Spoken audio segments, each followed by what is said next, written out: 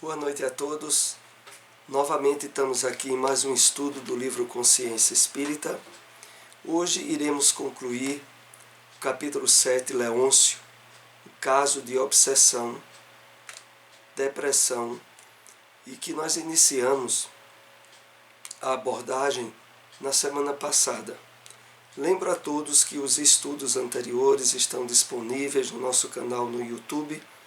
Você pode assisti-los e pedimos sempre a possibilidade de compartilharem esse estudo. Vamos então para a introdução do nosso tema, que sempre fazemos aqui um comentário de um trecho de uma mensagem do Espírito Emmanuel. Esse extraído do livro Cartas Universais e Apocalipse, o Evangelho comentado por Emmanuel. Está na primeira carta a Pedro, capítulo 4, versículo 8. Separamos esse parágrafo. Bem falar, ensinar com acerto, crer sinceramente, são fases primárias do serviço. Imprescindível trabalhar, fazer e sentir com o Cristo. Urge alcançarmos a substância, a essência. Realmente, as considerações que Emmanuel coloca nessa mensagem, que tem tudo a ver com esses estudos realizados do livro Consciência Espírita. Hoje mesmo nós estaremos enfocando a conclusão da história de Leôncio, um trabalhador do movimento espírita, mas que por não ter, de fato, aberto a sensibilidade para a vivência da mensagem espírita, veio a cometer um grave deslize que levou ao término do casamento e, mais adiante, as aberturas para um campo de depressão, associado às influências espirituais negativas. E por isso Emmanuel aqui nos convida a reflexões muito importantes. Primeiro, quando ele alinha as possibilidades de manifestação externa ligada ao Evangelho do Cristo, bem falar, ensinar com acerto e crer sinceramente.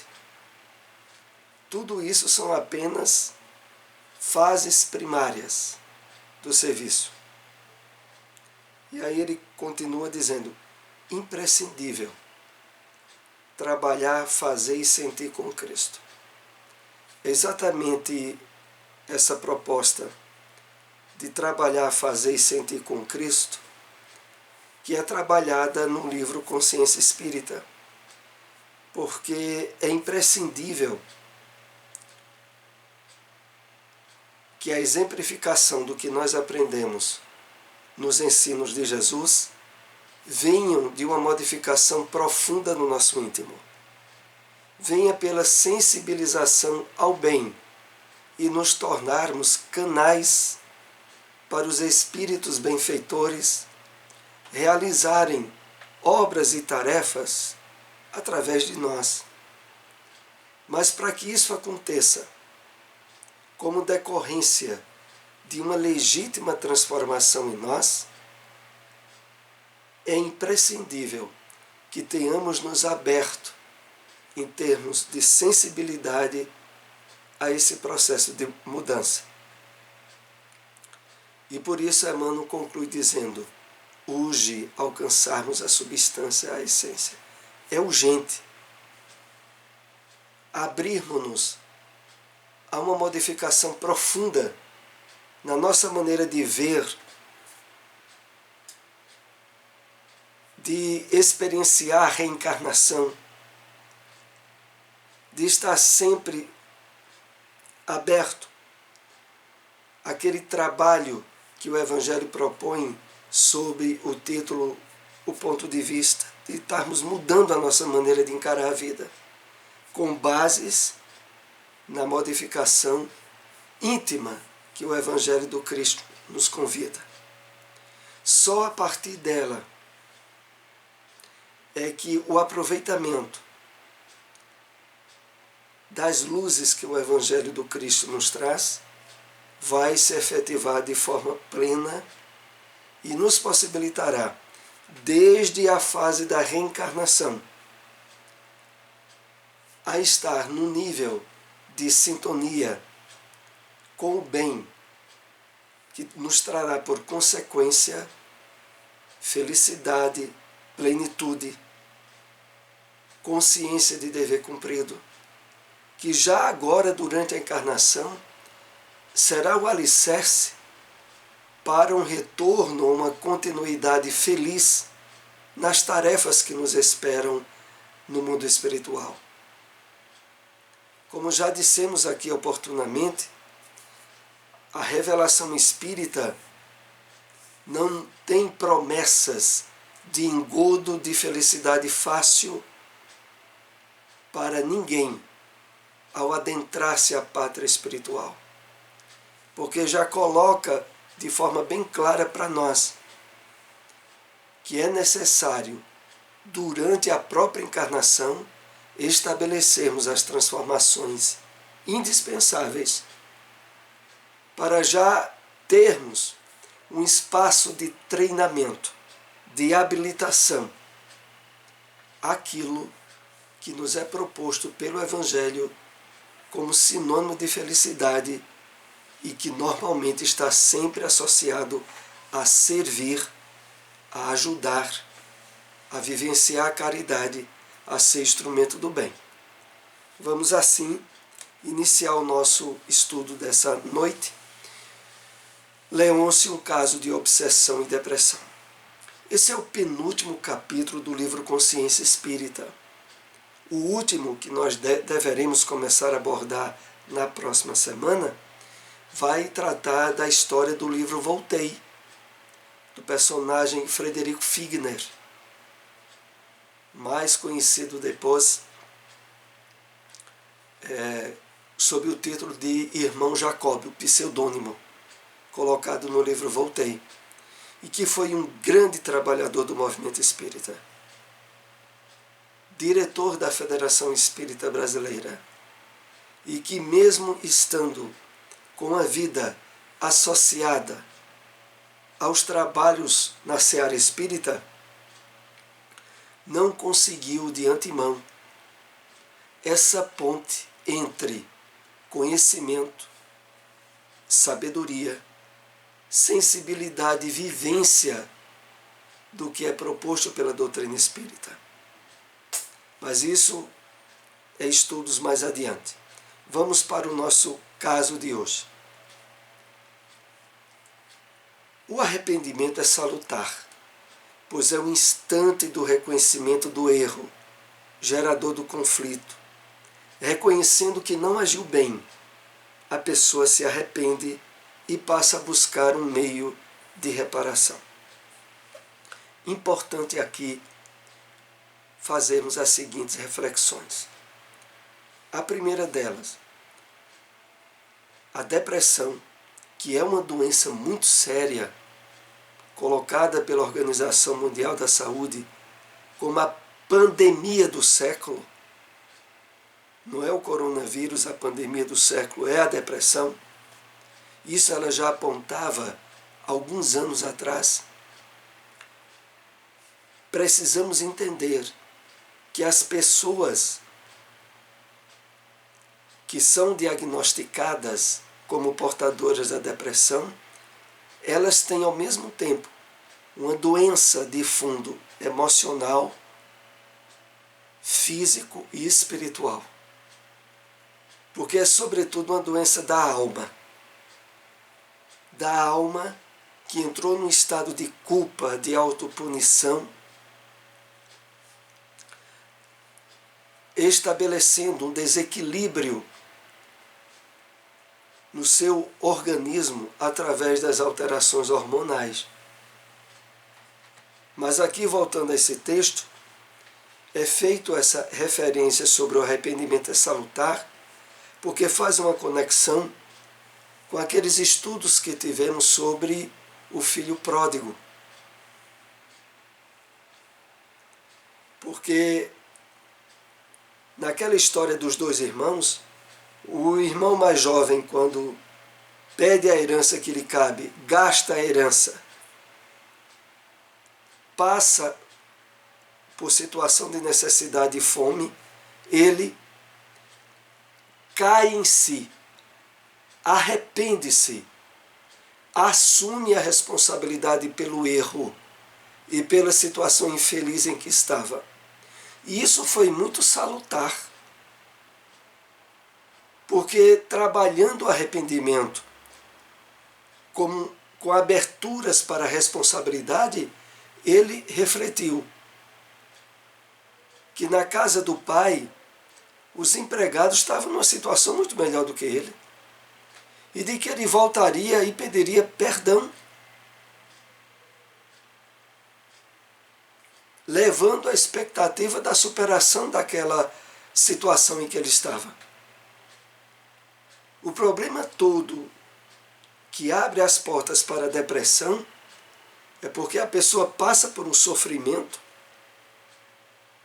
real, que tanto pode ser dessa vida ou trazer no seu inconsciente de vidas passadas, só que aquele sofrimento, em vez de oferecer aberturas para reflexão, para arrependimento, para responsabilidade, abre portas para rebeldia, para contrariedade, para sentimento de culpa, levando mais adiante o estabelecimento do quadro depressivo. Então aqui o arrependimento é colocado, o arrependimento é salutar, porque é o instante de reconhecimento do erro gerador do conflito. Todos nós somos passivos de erro. E diante de uma situação que agimos mal e erramos, é justo que nos arrependamos, mas que assumamos a responsabilidade de não repetir o erro. Aí modifica-se tudo. Nós já entramos numa situação de progresso, de aberturas para melhoria. Reconhecendo que não agiu bem, a pessoa se arrepende, passa a buscar um meio de reparação. Isso acontece para possibilitar e ativar em nós a responsabilidade pelo ato e a necessidade de reparação. Assim, errar faz parte do nosso processo evolutivo, mas aprender para reparar, acertando, é a nossa meta maior. Então é preciso, diante do manancial de informação que a doutrina espírita nos dá, o reconhecimento de que nós estamos no mundo de provas e expiações, porque somos espíritos imperfeitos e que trazemos uma carga de erros do passado. Mas que nas leis divinas, a lei do progresso e o amor do Pai nos possibilita a reencarnação para regularizarmos erros, conquistarmos virtudes e progredir. Mas sabendo que as imperfeições, os sofrimentos, os problemas da vida na Terra são necessários para todos nós. Não são castigos de Deus e nem são criação do diabo. São situações resultantes do nosso afastamento das leis divinas. Ter esse conhecimento que nos é dado pela doutrina espírita e desejarmos melhorar através do esforço,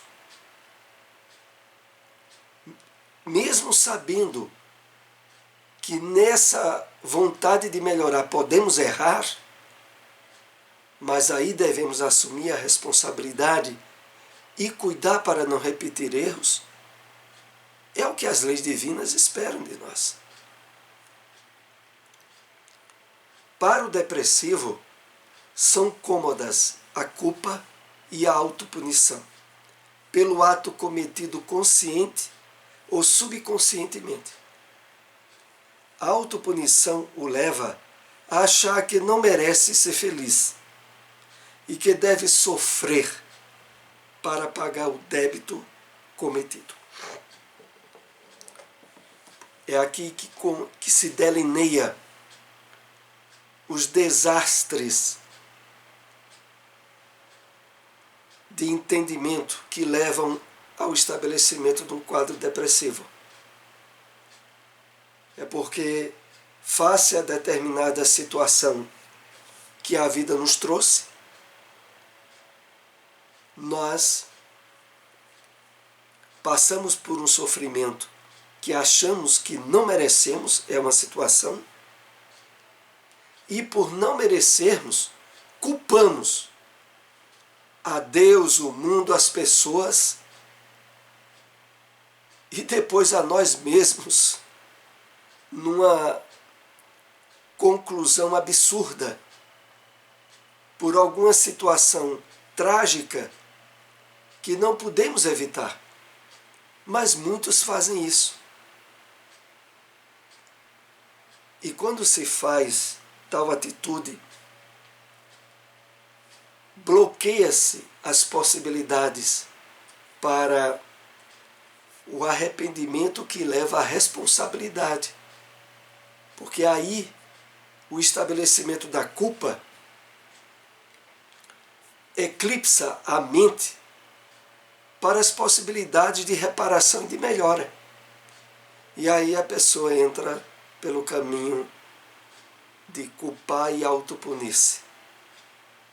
Quando aqui fala pelo ato cometido consciente ou subconscientemente, é porque, muitas vezes, engendramos certas atitudes desastrosas no momento de ímpeto, de desequilíbrio emocional, cujas causas vêm do nosso passado de desequilíbrio.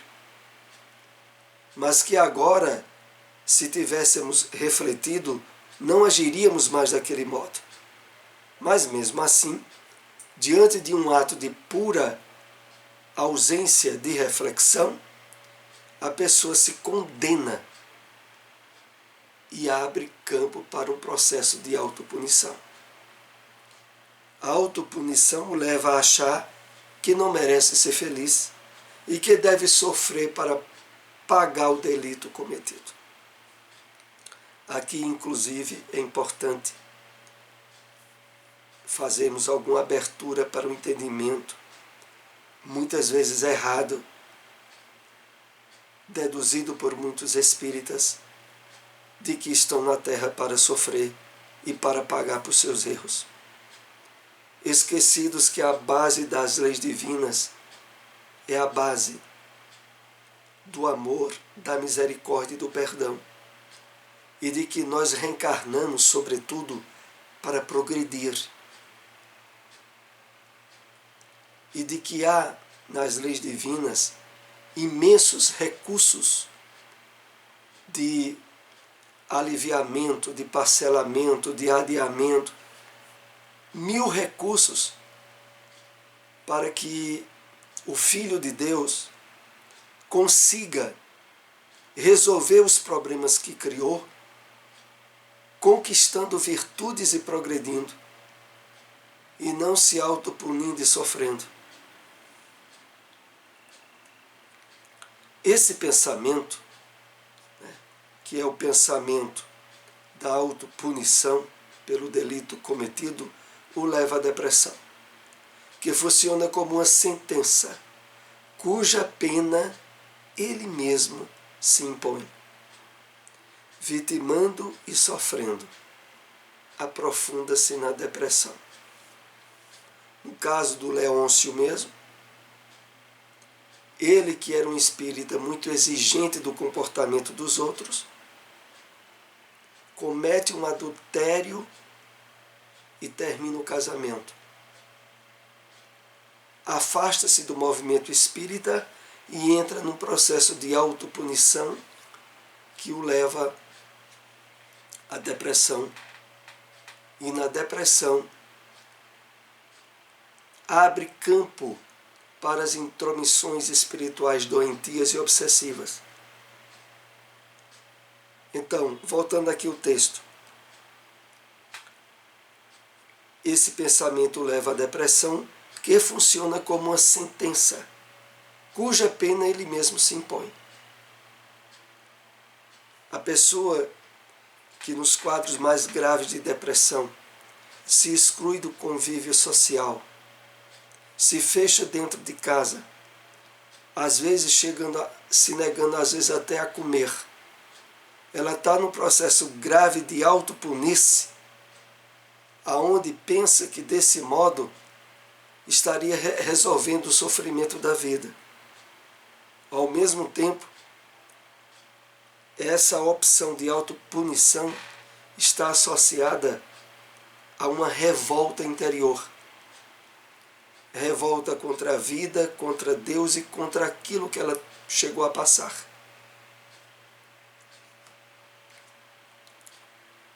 Da constante autopunição surge a autopiedade. A pessoa se sente muito infeliz pela situação, passando a ter comiseração por si mesma. Acha-se vítima das circunstâncias. E aí a pessoa vai se nutrir daquelas expressões: eu sou um azarado mesmo, a vida só dá errado para mim, eu não mereço ter uma situação boa, e eu tenho mais é que sofrer muito, porque a vida para mim é um sofrimento. Esses tipos de expressões estão profundamente associadas a certo estado de revolta interior, de estar contra Deus e contra a vida, só que de uma forma aparentemente diferente. A pessoa diz que está contra as experiências que a vida trouxe para ela, mas como ela percebe nessa expressão de que essas experiências são provenientes de Deus, há por trás de tudo uma grande revolta íntima. E no final, como aqui coloca, acha-se vítima das circunstâncias. É aquela situação decorrente de culpar a si mesmo, de culpar os outros. Nós aprendemos aqui em estudos anteriores que na medida em que nós vamos despertando a nossa consciência em termos de imortalidade, de entendimento das leis divinas, tudo que a gente vem a passar torna-se material para autoconhecimento, para autorreflexão, para humildade. E quando alguma circunstância amarga nos envolve, em vez de dirigir culpa aos outros ou à própria circunstância, a gente procura avaliar o que é que aquilo tem para me ensinar. Por que é que, se aquilo me aconteceu, é porque de algum modo eu tenho que aprender algo com aquilo. Então modifica-se completamente a forma de nós estarmos interagindo com a vida. E deixamos de estar culpando os outros, as circunstâncias, as situações. E nos tornamos aptos ao apoio, à ajuda espiritual elevada, a estarmos com a nossa intuição aberta à ajuda dos bons espíritos. Alvo de conspiração do mundo e se sente cada vez mais infeliz. Acha-se vítima da circunstância e alvo de conspiração do mundo. Se sente cada vez mais infeliz, inundando-se numa culpa ainda maior com isso. Institui um círculo vicioso de autojulgamento, autocondenação, autopunição e autopiedade. Ao chegar a esse ponto, a vida não tem mais importância nenhuma. E aí é o que leva alguns depressivos graves a dizer: para que eu viver?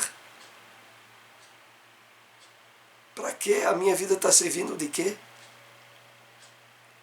E aí é onde entra, infelizmente, as aberturas para o suicídio. Tudo em um encadeamento, aonde no processo inicial de alterações das nossas emoções, chegamos, depois de algum tempo, a impor as mudanças nos nossos hormônios. E aí gera-se um círculo vicioso, aonde o desequilíbrio orgânico favorece a depressão, e aonde a depressão favorece os desequilíbrios orgânicos, hormonais.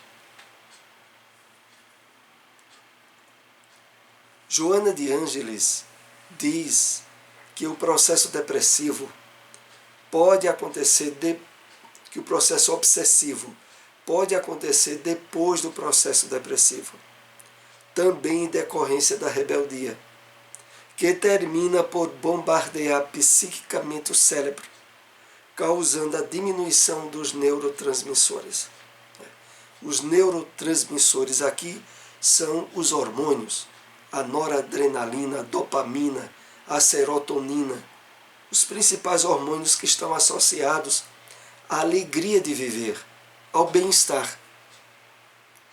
Então, a queda nos níveis desses hormônios favorecem o estado emocional para baixo, de depressão. Só que, emocionalmente, a pessoa já se sente deprimida. É por isso que o tratamento da depressão, na maioria dos casos, necessita da ajuda médica e da ajuda espiritual. A ajuda médica para, através de medicamentos, favorecer a reposição hormonal, o equilíbrio hormonal. A espiritual para modificar os valores íntimos da pessoa e ajudá-la a observar o mundo de forma diferente. Se não houver as duas ajudas, a depressão torna-se praticamente impossível de cura. A cura vem da associação dos dois. É necessário, ao mesmo tempo em que se reequilibra o organismo, modificar a raiz geradora da depressão. A raiz geradora é a própria alma, que se revoltou contra Deus ou contra si mesma. Então tem que se englobar o tratamento dos dois para, de fato, haver um êxito de recuperação plena. Para conseguirmos a saúde emocional, libertando-nos da depressão e da obsessão, é necessário a liberação da culpa pelos erros cometidos. Quer estejamos conscientes deles ou não.